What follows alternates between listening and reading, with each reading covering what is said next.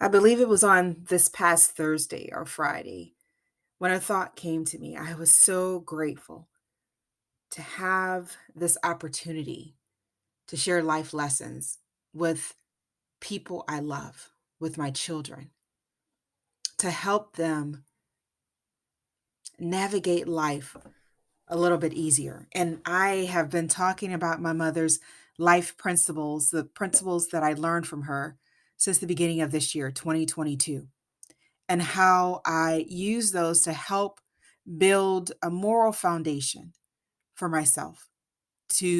I stored a lot of her principles, all of them, inside my backpack for life because I wanted to become a student of life.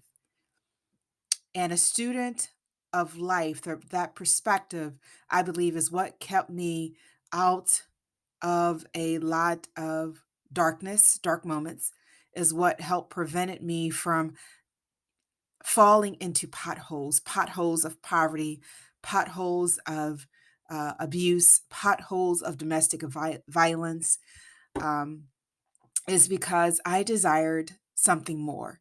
I desired to be in a relationship with something greater than myself that knew what would happen in earth that could help me avoid similar potholes in my life.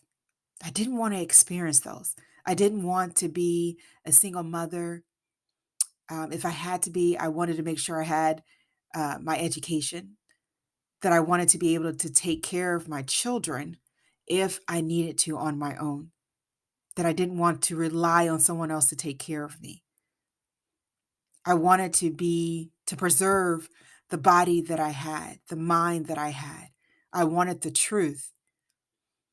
And it was that desire that birthed my student perspective about life.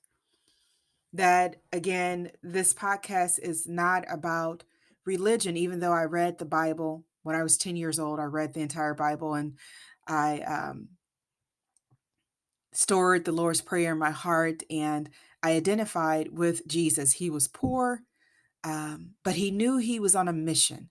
He was on a mission to help people, to serve, that he saw men's heart. And through it all, instead of being bitter, he forgave, he didn't condemn, he lifted up and helped others to see that they could do more things than he could do if you had the faith, the faith to believe that you could heal yourself.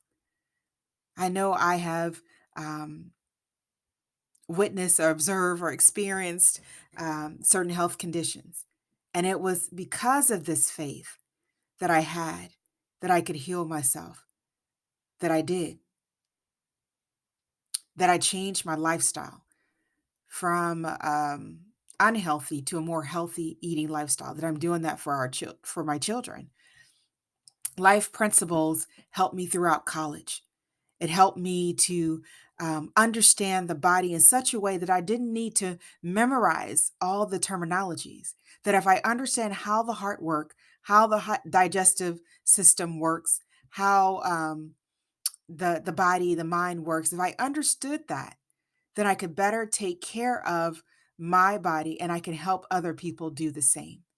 And that has been my desire throughout life, is to, even though it's been a path, a heck of a path, is to help others remember who they are. And I've said this before, that no experiences define you. If you're listening to this for the first time, that no experiences define you. As a matter of fact, I believe experiences are the opportunities for us to express our God given talents. Now, again, this is not about who you call this higher power. To me, it's about what you believe in. Do you believe in good or do you believe in evil? Do you believe the world is out to help you or do you believe the world is out to get you? And it's so easy to believe the world is out to get you when you keep having things that are happening to you that are painful, that test your resolve, that can leave you in confusion and bitterness and shame and resentful and vengeance, doubt, self doubt, all of which I know intimately But I know that life doesn't have to be that way. That I do believe that God wants to prosper us, to give us hope and a future of generations of people that continue to evolve in awareness and in consciousness. Awareness is consciousness, but continue to evolve, to learn from life, not to be bitter, but to be better. And so when I share my mother's life principles, I'm sharing them with you because I believe they help me and I believe they can help you. I believe if you have principles, life sustaining principles that you live by, you will continue to shine your light and move away from the darkness. That you will understand the importance of giving from the heart and expecting nothing in return, that you're not bitter, you're not jealous, you don't base your giving, get what you give on what others do. The giving comes from the inside out. It is that innate wisdom, that intuition, that consciousness that we are all connected. And when you give, you sense that somebody needs something and that you have the opportunity, you are in um are available, you have the means to give to them. That when you nip things in the bud, when we hear our children cursing, looking at things that they shouldn't be looking at on TV, when we hear our children putting down others, every action that you see like that ends up being a grown person, an adult that does the same thing. Violence did not occur, like my mother would tell us, nothing happens overnight. It is those small steps, just like small steps can lead to success. There are small steps that can lead to life draining actions, killings, murders of children on up, animals. That when you nip things in the bud, it strengthens your conviction to live according to your truths, to the truths that are in you, that you are made in your Creator's image, that we are one with nature, that we are a species that has the ability to create and think intellectually. We have so much power inside of us, around us, power that can help unite all of us together. Instead of having greed or letting greed shape us and control and dominion of others, we allow people to live their lives as God intended them to live it. We allowed them to flourish, to nourish, to express, to embody their gifts and their divine talents. We see the God in every human being and the awareness that wants to express itself so beautifully. My mother would often tell us that tomorrow is not promised,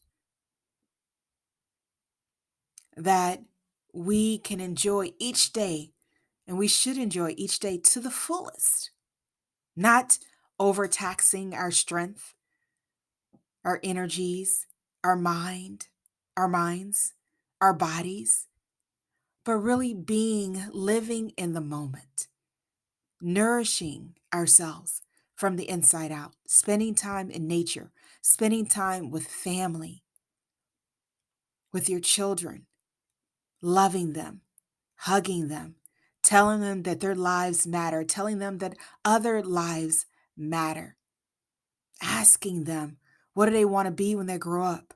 What do they need from us to help them become who they want to be? I believe children, and I've said this before, are so in tune with God before life kind of throws itself at them that often they know exactly what it is they want to be. but somehow get deterred by um, sometimes parents not living out their dreams, and therefore the children feeling like they have to live out their parents' dreams. Being told that our gifts are not a way to make money and to leave a legacy, so wrapped up in leaving a financial legacy because we fear of being poor or not having enough. We fear someone will take all there is, not realizing that there is abundance that's out there and waiting for us to realize that we don't need to take from others. We have the ability to create what it is that we need from the inside out and allow others to do the same. See, it's not about just getting because tomorrow is not promised, but it's about letting things happen. It's about tuning in to this power that created the mountains and the ocean, that separates the land from the water, that keeps the earth rotating on its axis and around the sun at a distance that keeps the earth thriving, nourishing it with its light, with its energy, our bodies and our minds and our spirits. That I get it now. It's not about rush. Nature is not about rushing around, which I have done. You probably have done. But it's about, oh my gosh, just experiencing life. So, yes, I am so excited to be able to share these life principles. I am so excited to raise children with moral foundations because I want them to do more than I have done. I want them to know their purpose and to move straight ahead and enjoy it, the fruits of their labor for a very long time, to be in the best health possible, not battling diseases, illnesses, and conditions because of the lack of self-control. And even if they had to overcome these conditions, it's going to bring out the best in them and not the worst. To help our children to master their minds when you have principles, because you know what you stand for and what you don't stand for. You know, if you believe, treat others how you want to be treated, then you're not going to wait for others to treat you a certain way. You're going to automatically treat them. And everything that you do reinforces your character. Everything that you do reinforces it. So when you disrespect others, you're really disrespecting yourselves, because we are all connected. And when you value life, it's not just a conditional valuing of life. It is an unconditional valuing of life. That means if I value my life, I'm going to value your life too. Because life overall, in general, is something to be respected.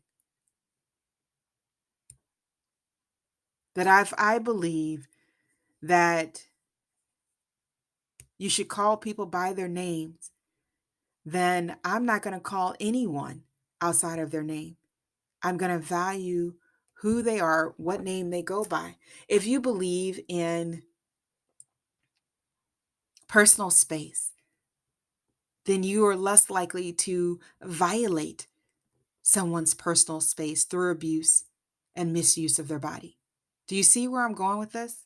That whatever principles you live by, that's where you have to go. If you see something in your life, just like, I do, if you see something in your life that is inconsistent with your thoughts and with how you act, look at the principles. What are those principles?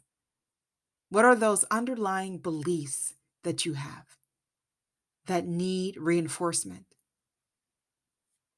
So, this is Tamika Chambers with Create a Generational Love Cycle. The way we break the cycle of pain is by getting to that which caused it in the first place. And often that is our beliefs, our thoughts that we continually cultivate within our mind, body, and spirits. Our minds, body, and spirits. So it's not about English. This is not an English class. It's about really, truly sharing that you don't have to live this way. You don't have to continue to suffer because someone else suffered. You don't have to continue to live in such a way that hurts others because others in your family have hurt others, or believe things that are disrespectful of others' lives, regardless of their culture, their race, their color, their what they identify with or who. But you can break the cycle of pain by instituting love, by assessing your thoughts, aligning, seeing if they align with the truth, with how you really feel on the inside. Do you believe that whatever you have seen or experienced is the truth, is the way that life's supposed to be? Listen to the voice within. Listen to the voice of reason, because we all have access to it. It's do we want to hear it or not? Thank you so much for listening. I look forward to sharing many more of ways that we can create a generational love cycle. Talk to you guys soon. Enjoy July 4th. Enjoy your family. Enjoy your life, because you are worth every bit of life, of living, of hope, and a future. And take care of yourself.